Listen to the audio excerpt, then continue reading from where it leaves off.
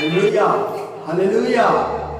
एक बार फिर से आप सबको प्रभु यीशु मसीह के मीठे और मधुर नाम में जय मसीह की मैं खुदा का धन्यवाद करता हूँ कि जिसने एक बार फिर से मुझे अवसर दिया कि एक बार फिर से आप सबके सामने लाइव होके परमेश्वर के वचन की सेवकाई को करने पाए। मैं परमेश्वर का धन्यवाद देता हूँ आज के दिन के लिए, आज के समय के लिए, सब बातों के लिए हम परमेश्वर को कोट धन्यवाद देते हैं कि उसने हमें अब तक संभाल के रखा। इस महामारी के समय में भी, इस मुश्किल परिस्थिति में भी खुदा अपने लोगों को अपने अनुग्रह के सदका संभाल के क्या रखा है। धन्यवाद देते हैं उस परम पिता खुदावंद का। और हम भी आशा करते हैं कि आप भी सब अपने घरों में ठीक हैं, अच्छे हैं, स्वस्थ हैं। हम सब भी आशा करते हैं और हम निरंतर आपके लिए प्रार्थना भी क्या कर रहे हैं। परमेश्वर का अनुग्रह से हम सब क्या इस जीवितों की धरती पे क्या जीवित हैं। और आइए आज भी हम खुदा के वचन से देखेंगे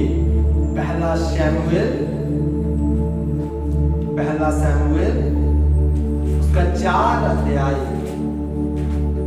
10 आयत से लेके 22 आयत तक। सो फिलिस्ती लड़े ਅਤੇ ਇਸਰਾਇਲ ਹਾਰ ਗਿਆ ਅਤੇ ਆਪੋ ਆਪਣੇ ਤੰਬੂਆਂ ਵੱਲ ਨੱਠੇ ਤੇ ਉੱਥੇ ਡਾਢੀ ਵਾਟ ਹੋਈ ਕਿਉਂ ਜੋ 30,000 ਇਸਰਾਇਲੀ ਪਿਆਦੇ ਮਾਰੇ ਗਏ ਅਤੇ ਪਰਮੇਸ਼ਰ ਦਾ ਸੰਦੂਕ ਲੁੱਟਿਆ ਗਿਆ ਅਤੇ ਏਲੀ ਦੇ ਦੋਵੇਂ ਪੁੱਤਰ ਆਪਣੇ ਤੇ ਫਿਨਹਾਸ ਵੱਢੇ ਗਏ।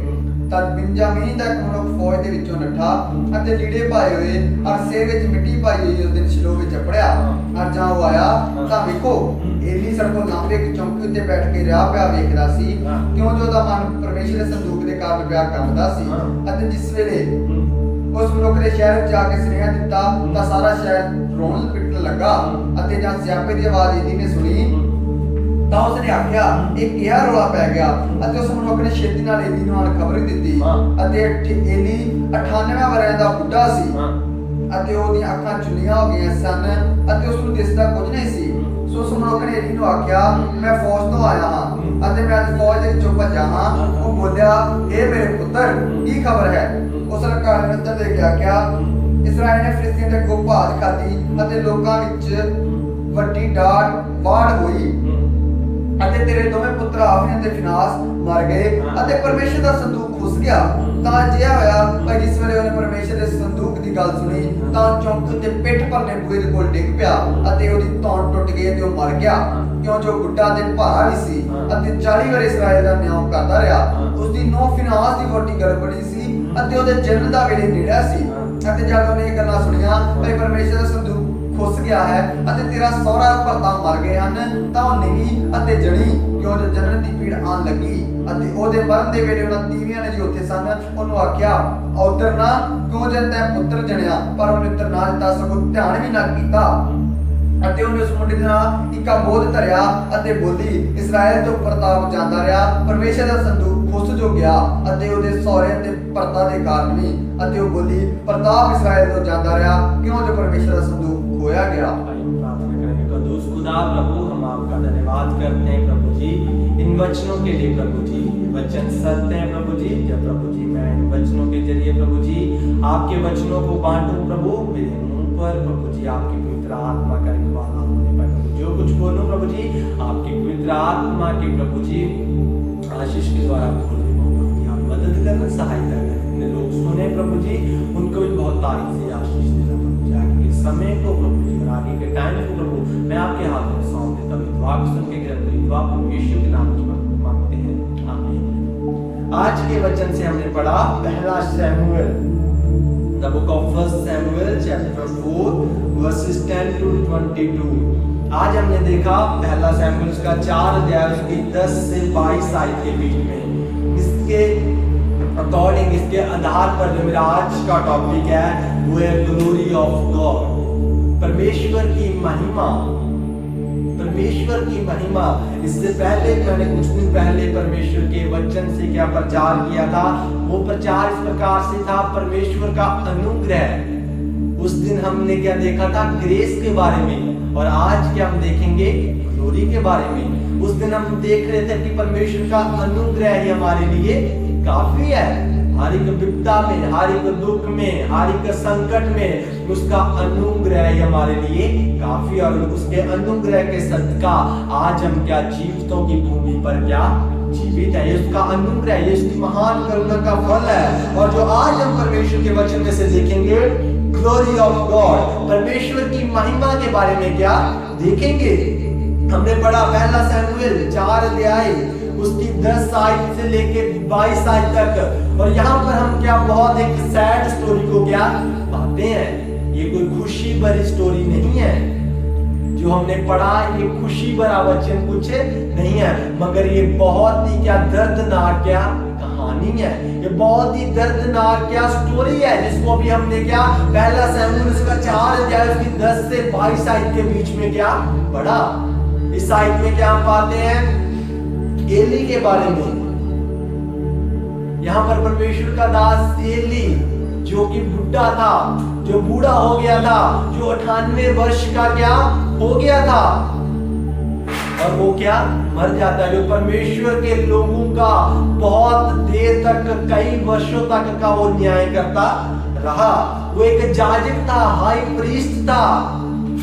एली जो था परमेश्वर का दास, परमेश्वर के घर में एक महान याजक था, हाई क्या प्रीस्ट था। और इस दिन हम क्या देखते हैं, सेम डे जब ये कहानी को हमने पढ़ा, उसी दिन क्या क्या होता है, इस्राएल के 30,000 मनुष्य क्या मारे जाते हैं। इस्राएल के 30,000 लोग युद्ध में मारे जाते हैं। फिलिस्ती लोग क्या मारे जाते हैं। और परमेश्वर की वाचा का संदूक भी छीन लिया जाता है। जो वाचा का संदूक होता है, जो वाचा का संदूक होता है, वो भी परमेश्वर के लोगों से क्या छीन लिया जाता है। वो भी फिलिस्तीन लोग परमेश्वर के लोगों से क्या छीन लेते हैं। और उसी दिन परमेश्वर का दास एली भी क्या मर जाता है। और उसी दिन उसके बेटे की पत्नी भी जो गर्भवती होती है, जो अपने आखिर समय पर क्या होती है, वो भी क्या मर जाती है। कई प्रकार की बातों को हम इस स्टोरी में क्या पाते हैं। कितनी मौतें होती हैं, परमेश्वर का वचन छीन लिया जाता है। इसलिए ये बहुत ही दर्दनाक क्या स्टोरी है। और जो आज का टॉपिक है वो है परमेश्वर की महिमा। आज हमें देखना है, आज हम इस वचन से सीखेंगे कि हमें परमेश्वर की महिमा कैसे करनी है। परमेश्वर की महिमा है क्या। इस्राएल लोग जो परमेश्वर का चुना हुआ वंश था, जो परमेश्वर के चुने हुए लोग थे, जिनके ऊपर परमेश्वर की महिमा थी, जिनके ऊपर परमेश्वर का अनुग्रह था, जिनके बीच में परमेश्वर की उपस्थिति थी, मगर वो फिर भी क्या अपने विरोधियों से क्या हार जाते हैं। फिर भी अपने विरोधियों से हार नहीं जाते। वो उनके वचन में लिखा हुआ 30,000 लोग भी क्या मारे जाते हैं, जिनको परमेश्वर हर समय क्या जीत देता था। फिलिस्तियों के ऊपर परमेश्वर हर समय क्या उनको जीत देता था, मगर वही फिलिस्ती इस्राएल को मात क्या देते हैं। इस्राएल को हरा देते हैं और उनके 30,000 लोगों को क्या मार देते हैं। और ये परमेश्वर का वचन भी होता है, वो भी उनसे क्या छीन के ले जाते हैं, उनकी कवनेंट को भी छीन के क्या ले जाते हैं। परमेश्वर की महिमा, परमेश्वर की महिमा। Why the glory of God departed from the Israelites? क्यों परमेश्वर की महिमा उनके बीच में से जाती रही। क्यों इस्राएल से, जो इस्राएल में परमेश्वर की महिमा उपस्थित थी, क्यों वो परमेश्वर की महिमा इस्राएल में से क्या जाती रही। क्यों परमेश्वर की उपस्थिति इस्राएल से क्या डिपार्टेड हो गई, क्यों उनसे अलग हो गई, क्यों उन लोगों से परमेश्वर का आत्मा अलग क्या हो गया, क्यों उन लोगों से परमेश्वर का अनुग्रह और उसकी महिमा डिपार्टेड और अलग क्या हो गई। दूसरी बात, क्यों वो जो बैटल था, वो युद्ध था, क्यों वो हार गए। ये दो बातों को क्या आज हम सीखेंगे। पहला पॉइंट, वो जो लोग थे, यहां पर क्या हम एली के पुत्रों के बारे में क्या पढ़ते हैं।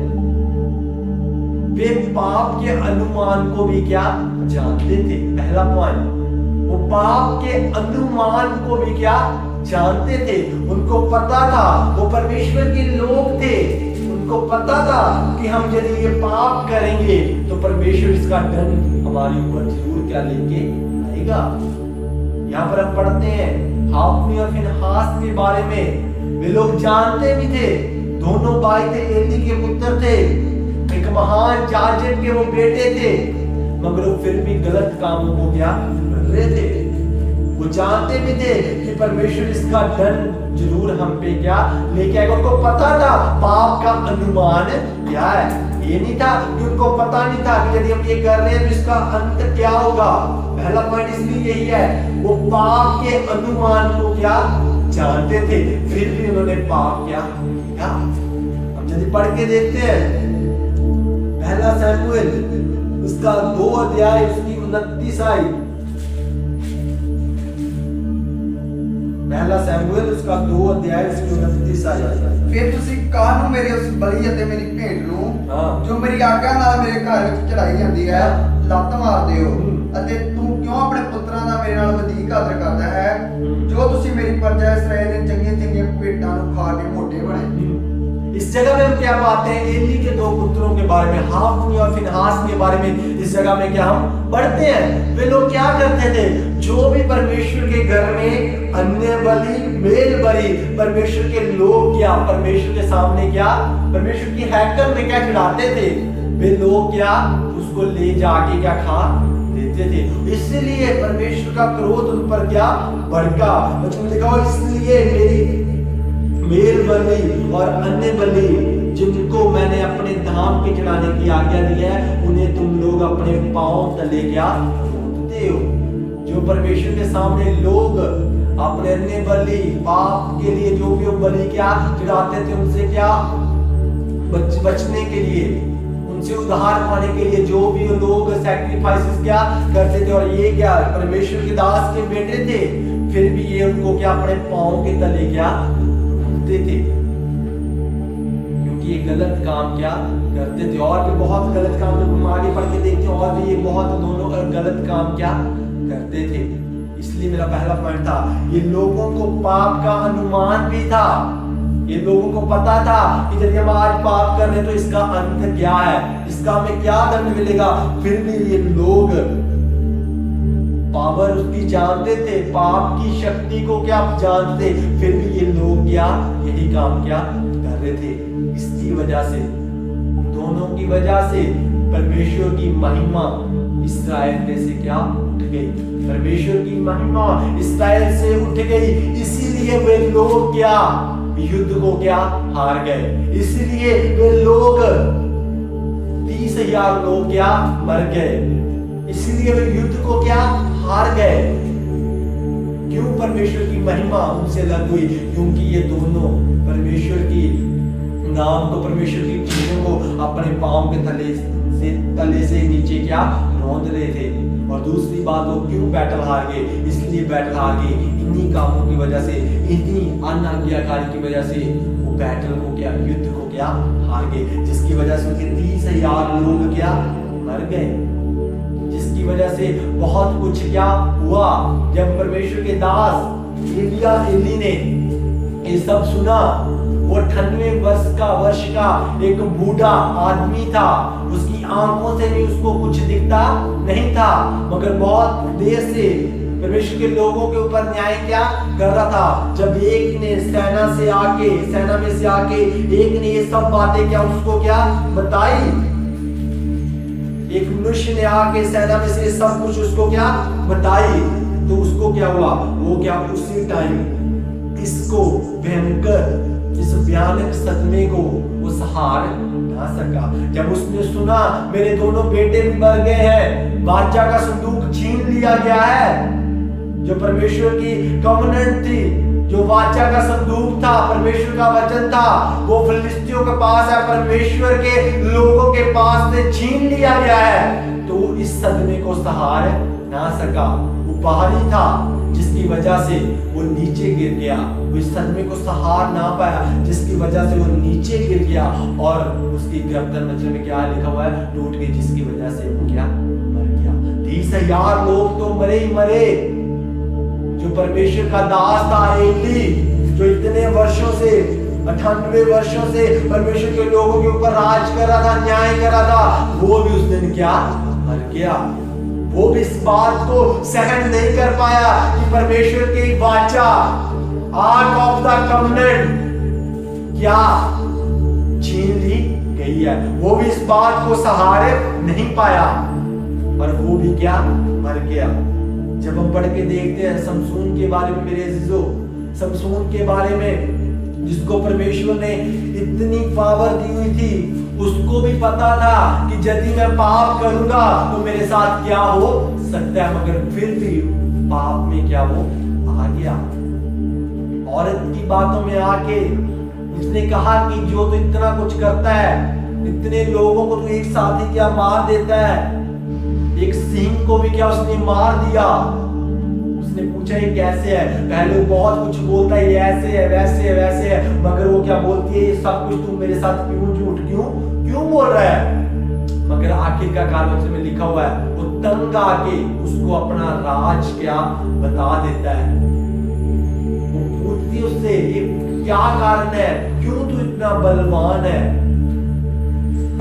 वो सब कुछ क्या उसको बता देता है, कह देता है मेरे बालों में क्या मेरा बल है, यदि मेरे बाल कट जाएंगे तो मेरी शक्ति भी क्या जाती रहेगी। और ये सब बातें सुन के परमेश्वर के दास समसून से सुन के वो क्या फिलिस्तियों को क्या बता देती है और वे उसके बालों को क्या काट देते हैं और परमेश्वर की महिमा, जो परमेश्वर का तेज उस पर था, वो सब क्या उठा लिया जाता है। यदि आप इसको पढ़ना चाहते हो तो न्यायियां 16 अध्याय 6 आयत में हम पढ़ते हैं इसको।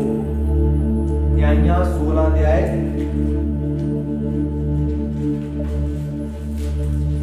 The book of Judges chapter 16 verses 6।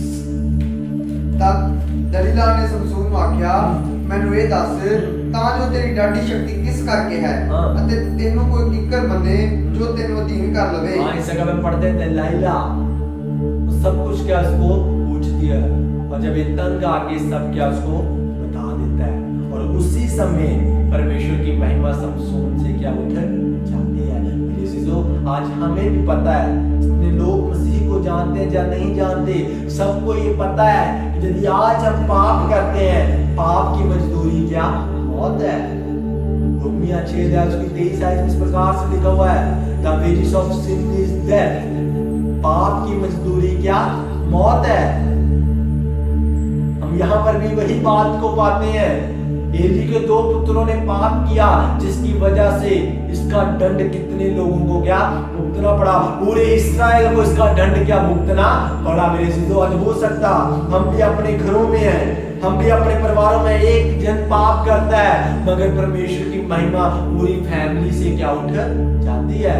हमें पता भी है कि इस पाप का अनुमान भी हमें कि हम यदि ये पाप करें इसका दंड क्या होगा, मगर फिर भी हम जानबूझकर वो चीजों को, वो बातों को क्या दोहराते हैं, उन चीजों को करते हैं, उन बातों को करते हैं जिसका हमें पता भी है कि वचन साफ साफ बताता है ये बातें नहीं करना, फिर भी हम उन चीजों को, उन बातों को जानबूझकर करते हैं, जिसकी वजह से फिर उसका आखिर हमारे पूरे परिवारों पर, हमारे पूरी कलीसियाओं पर उसका दंड देखने को क्या मिलता है। कलीसिया पर फिर बढ़ोतरी नहीं होती, कलीसिया में बहुत सारी बीमारियां आ जाती है, कलीसिया में लड़ाई होते हैं, झगड़े होते हैं, परिवार में लड़ाई झगड़े रहते हैं, परिवार में बीमारियां रहती हैं, परिवार श्रापित हो जाते हैं, कोई काम सफल नहीं होता, हर एक चीजों में वो सफलता प्राप्त क्या करते हैं, इन्हीं बातों में हम सफल नहीं होते, क्योंकि हमें पता होता है कि इसका दंड ये है, क्यों फिर भी हम ये बातों को क्या दोहराते हैं। आज इन सब चीजों को हम क्या देख रहे हैं, बहुत सारे लोग हैं परमेश्वर के वचन को जानते हैं, परमेश्वर के वचन में लिखा हुआ है मूर्ति पूजा नहीं करनी, पाप नहीं करना, फिर भी जानबूझकर हम आज दुनिया में रहते हुए फिर भी जानबूझकर पाप क्या कर रहे हैं, फिर भी जानबूझकर जो परमेश्वर के वचन में लिखा हुआ है नहीं करना, फिर भी वो हम क्या कर रहे हैं, जिसकी वजह से हमारे परिवारों के ऊपर से, हमारी कलीसियाओं के ऊपर से, हमारे घरों के ऊपर से परमेश्वर की महिमा क्या उठ गई है। फिर हम क्या बोलते हैं, परमेश्वर तेरा अनुग्रह, तेरी महिमा तो मेरे घर में है नहीं। परमेश्वर हम तो इतनी आराधना करते हैं, परमेश्वर हम तो इतनी प्रार्थना करते हैं, मेरे जीजो, जहां पर हम देखते थे एली वही था जिसने 98 वर्ष परमेश्वर के लोगों के ऊपर क्या राज्य किया, मगर उसके बेटों की वजह से, उसके बच्चों की वजह से उसको भी इसका दंड क्या मिला। यदि हम आज हो सकता है हम अपने घरों में प्रार्थना करते हैं, पारिवारिक प्रार्थना करते हैं, मगर एक जन हो सकता हमारे घर में ठीक नहीं है जिसका मृत्यु दंड मेरे जीजो हमारी पूरी परिवार को क्या भुगतना पड़ रहा है। एक की वजह से हो सकता हमारे पूरा परिवार बाकी प्रार्थना करता है, मगर यदि एक की वजह से आज हो सकता है उसी की वजह से हमारे घर में क्या पाप है, जिसकी वजह से हमारी आशीषें क्या रुकी हुई है, जिसकी वजह से हमारे घर के ऊपर अनुग्रह नहीं है, जिसकी वजह से हमारे घर में परिवार में क्या बीमारियां है, जिसकी वजह से परमेश्वर की महिमा उठ गई है, जिसकी वजह से परमेश्वर ने अपना मुंह क्या मोड़ दिया है और परमेश्वर का क्रोध हमारे परिवारों के ऊपर है। मेरे जीजो, यदि आज हमारे परिवार में ऐसा है तो हमें सबको एक मन एक तन होकर प्रार्थना करने की जरूरत है। फिर परमेश्वर की महिमा, परमेश्वर का अनुग्रह हमारे जीवनों में क्या बना रहेगा। और दूसरी बात, because Israelites depended on false worship, क्योंकि जो इस्राएल लोग थे वो मूर्ति की पूजा क्या कर रहे थे, वो बाल देवता को पूजते थे, वो अशर को क्या पूजते थे, अशुरा की रानी थी जो देवती थी उसको क्या पूजते थे, अशुरा रानी थी जो उसको क्या उसकी मूर्ति की पूजा वो क्या करते थे, फॉल्स वर्शिप को वो करते थे। उन लोगों को पता भी था कि एक ही एक परमेश्वर है जिससे हमारा उद्धार है, जो हर समय हमें क्या बचा के रख रहा है, मगर फिर भी मेरे अजीजों वो फिर भी अलग अलग देवताओं की पूजा क्या क्यों करते थे, जिसकी वजह से परमेश्वर की महिमा उठ गई, जिसका क्या हुआ, परमेश्वर की वाचा का संदूक भी छीन लिया गया। परमेश्वर के लोगों में से परमेश्वर की महिमा उठ गई, परमेश्वर के लोगों में से परमेश्वर का वचन अन्य लोगों के द्वारा उसको क्या छीन लिया गया। फिलिस्तीन उसको संदूक को क्या छीन लिया। मेरे जीजो, आज हो सकता हम भी ऐसी चीजों को करते हैं, हम भी अपने घरों में फॉल्स वर्शिप करते हैं, जो परमेश्वर के वचन में लिखा हुआ है उन बातों को नहीं करते, फिर भी अलग अलग देवी देवताओं की पूजा करते हैं। बहुत सारे क्रिश्चियन लोग हैं, पहले मैं इस बात को बता रहा था कि बहुत सारे ऐसे क्रिश्चियन लोग हैं जो बाइबल रख के अपने पिल्लों के नीचे क्या सोते हैं, जो कहते हैं कि यदि हम बाइबल रख के सोएंगे तो हमारे ऊपर शैतान की शक्तियां कार्य नहीं करेंगी। मेरे जीजो, ये बात मैं आपको कहना चाहता हूं, ये सब क्या फॉल्स वर्शिप है, ये सब गलत आराधना है, ये सब गलत चीजें हैं जो कहीं से हमने सीख ली है। एक ने किया, एक की कलीसिया में ऐसा हुआ, सब कलीसिया में क्या फैल गया ये, मगर ऐसा कुछ भी नहीं है। यदि हम वचन को पढ़ेंगे नहीं, यदि हम उस पर बंधन नहीं करेंगे, कैसे आप सोच सकते हो कि परमेश्वर की महिमा हमारे बीच में बने रहेगी? कैसे आप ये कह सकते हो, कैसे आप इसको सोच भी सकते हो कि शैतान हमारे पास नहीं आएगा, शैतान की शक्तियां हमारे ऊपर कार्य नहीं करेगी। बाइबल बंद रहने से इसका फिर हमें कोई फायदा नहीं है। उस दिन में हम वचन से सुन रहे थे कि बहुत सारे लोगों जो परमेश्वर के वचन को तो जानते थे मगर फिर भी कुछ नहीं करते थे, मगर आज इस बीमारी की वजह से, आज इस महामारी की वजह से बस अभी रात को 91 जबूर भजन संहिता 91 और सुबह 121 भजन संहिता क्या पढ़ते हैं, जिसकी वजह से सोचते हैं परमेश्वर का अनुग्रह हमारे ऊपर है, हमें किसी बात से डरने की जरूरत नहीं है। उसने भी वचन में सुना, ये मत बोलो कि परमेश्वर यीशु मसीह अपने चेलों के साथ उस नाव में था, वे लोग भी क्या डर गए थे। मेरे जीजो, यदि आज हम अपनी बातों को कम नहीं करते, यदि हम जो वचन में वचन के अकॉर्डिंग परमेश्वर की आराधना नहीं करते, सच्चे दिल से, सच्चे मन से जब हम खुदा की महिमा करते हैं तो खुदा आशीषें देता है। बाइबल बंद करने से खुदा आशीष नहीं देगा, बाइबल तकिए के नीचे रख के खुदा आशीष नहीं देगा, बाइबल को पिल्लों के नीचे रख के सोने से खुदा आशीष नहीं देगा, रोजरी की जो तंत्रा मंत्रा करके परमेश्वर इससे आशीष नहीं देगा।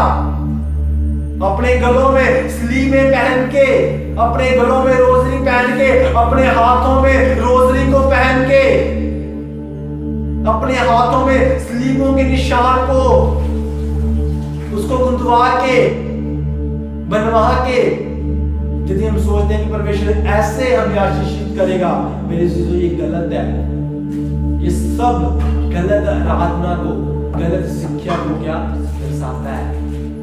यदि आज हम सच्ची आराधना चाहते हैं, सच्ची आराधना करते हैं, तो परमेश्वर फिर हमें आशीष देता है, फिर परमेश्वर का अनुग्रह, फिर प्रभु का महिमा हमारी जिंदगियों में क्या स्वतंत्र क्या बनी रहती है। फिर हम परमेश्वर में स्वतंत्र क्या बने रहते हैं, फिर परमेश्वर क्या में हम हमेशा क्या बने रहते हैं, फिर हम परमेश्वर में स्वतंत्र हैं। मेरे चीजों, यदि आज हम परमेश्वर की पूरे मन से, तन से, हृदय से, दिलो जान से उसकी आराधना करते हैं, फिर परमेश्वर हमें क्या आशीषित करता है, फिर परमेश्वर की महिमा हमारे जीवन में क्या बनी रहती है। और तीसरी बात, जब हम परमेश्वर की महिमा को तुच्छ जानते हैं, फिर परमेश्वर की महिमा हम हमारे बीच में क्या उठ जाती है। पढ़ेंगे इसकी 20 आयत, उसका 4 क्या है, पहला शमूएल 4:20 आयत।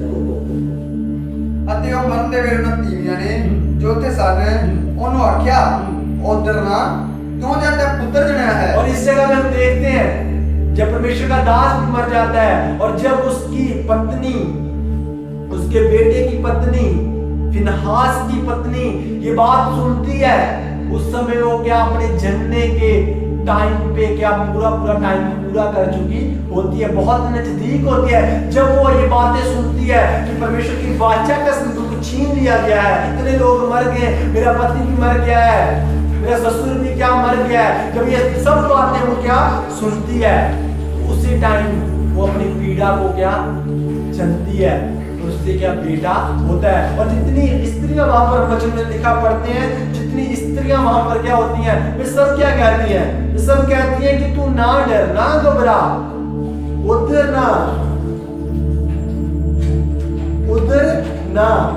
क्योंकि तुझे क्या बच्चा, तुझे बेटा उत्पन्न हुआ है। मगर इस सब बातों की चिंता नहीं करती, वो क्या सोचती है, वो इसका कोई भी प्रत्युत्तर नहीं देती। जब वो स्त्रियां उनको कहती हैं ये सब कि तेरा मन व्याकुल ना हो, तेरा मन उदास ना हो, क्योंकि तूने बेटे को क्या जन्म दिया है, मगर वो इन सब बातों के ऊपर ध्यान नहीं देती। आगे पढ़े इसकी 20 आयत को। ਅਤੇ ਉਹਨੇ ਉਸ ਮੁੰਡੇ ਦਾ ਨਾਮ 20 ਆयत ਅਤੇ ਉਹਦੇ ਮਰਨ ਦੇ ਵੇਲੇ ਹਾਂ। ਉਹਨਾਂ ਤੀਵੀਆਂ ਨੇ ਜੋ ਉੱਥੇ ਸਨ ਉਹਨੂੰ ਆਖਿਆ ਉਧਰ ਨਾ क्यों जो तैं पुत्र जनाया है, पर उन्हें उत्तर ना देता।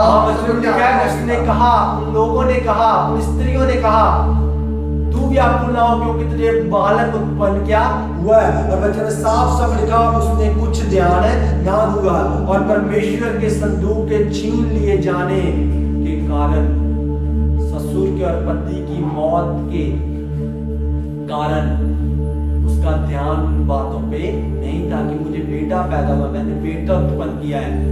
वाचा का संदूक साफ लिखा हुआ है, छीन जाने की वजह से उसका मन क्या व्याकुल हो गया, उसको दुख हुआ, जिसकी वजह से उसकी भी क्या मौत हुई। और इस जगह में हम क्या पाते हैं, जब हम परमेश्वर की महिमा को, परमेश्वर के अनुग्रह को जब हम तुच्छ जानते हैं, तो परमेश्वर की महिमा क्या उठ जाती है। इन स्त्रियों ने परमेश्वर की महिमा को क्या तुच्छ जाना।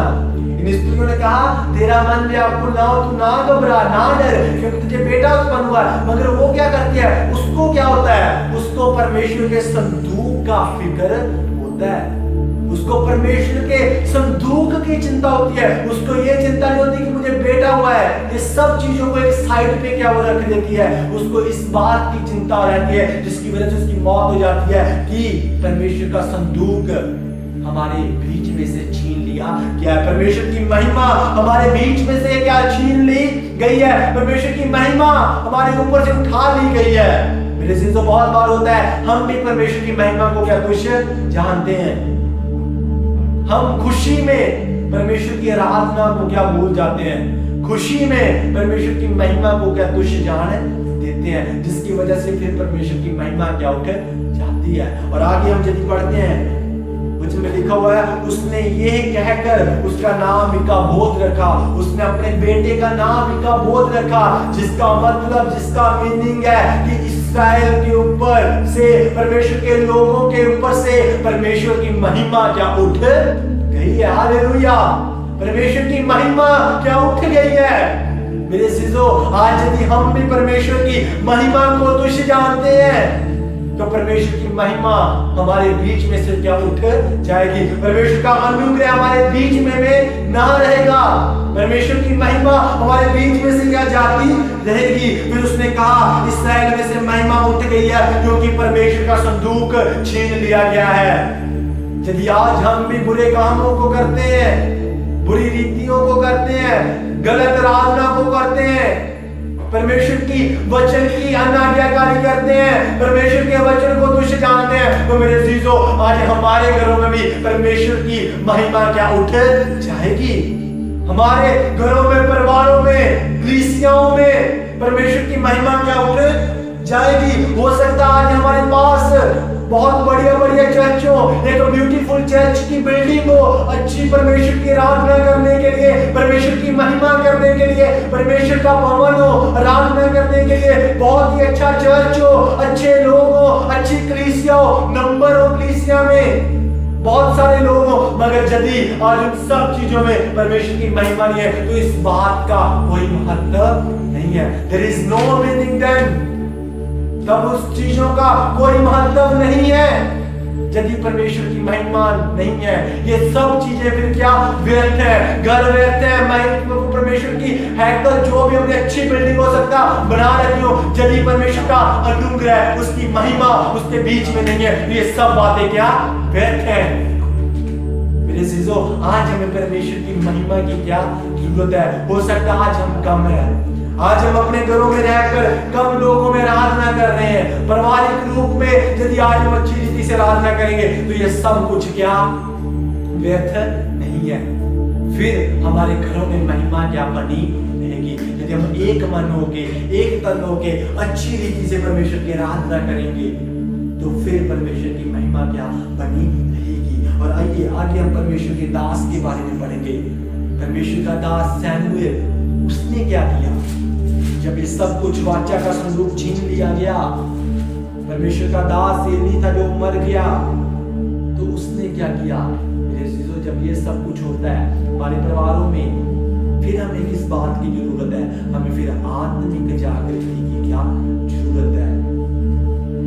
Then we need a spiritual revival।